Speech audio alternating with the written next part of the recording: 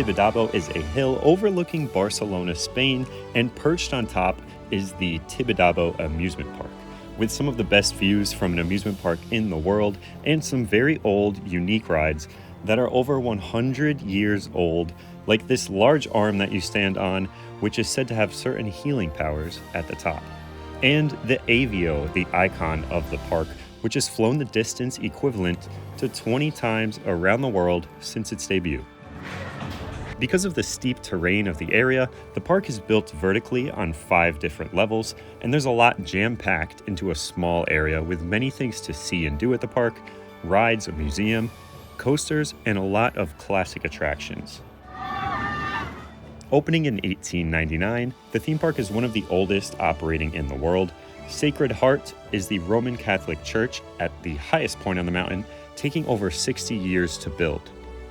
The park started as a funicular ride up to the summit, which still operates today, and then rides and attractions were added over the years.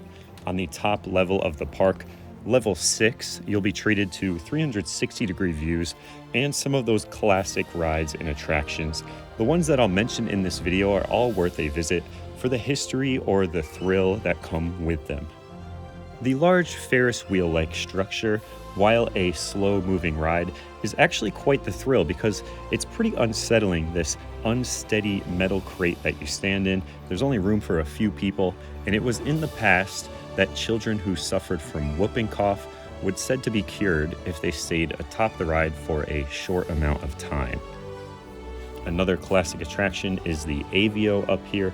Opening in 1928, this plane is a replica of the first device that made the Barcelona to Madrid journey in 1927.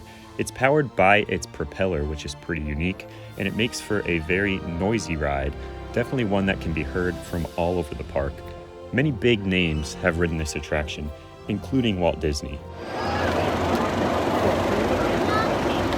The museum is where you can see the best collection of these displays in the world. Oh my God, look at the American. This was one of the main draws of the park over 100 years ago, and today it's still impressive to see this priceless collection on display.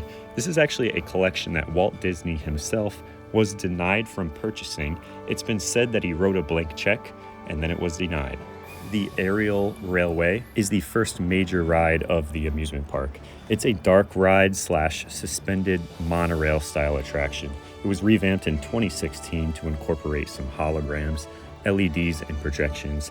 The views are incredible from here, and it is a very good dark ride itself too. There's also mirror mazes, games, and other attractions that are found all around here, as well as a puppet theater.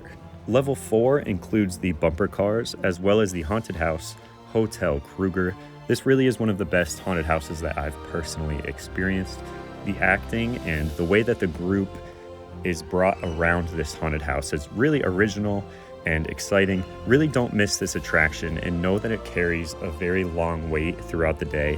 It's the longest wait in the park, so check the operating hours of this house right as you get in the park and make sure to line up early when it is open. Try to position yourself in line as well with a more mature crowd as you do enter the house with other people, and it might ruin the experience a little bit. A drop tower is the main larger attraction on level 2. And then finally, level 1 features the larger attractions of the park. It's the bottom of the park. It also has some restaurants down here. And the Vekoma terrain roller coaster is the main roller coaster here at the park. It winds itself through the trees, and it can be found here on this level. A really nice surprise, this coaster. It's a family-style coaster with a lot of near misses with the trees that really enhance its speed and uniqueness. The Tibidabo Express is the other coaster here on this level. It's a powered roller coaster from Zamperla. Also a very fun ride. There's also a fun house that's worth checking out, and a lot more kids-sized rides also on this level, plus a log flume found along the edge of the park.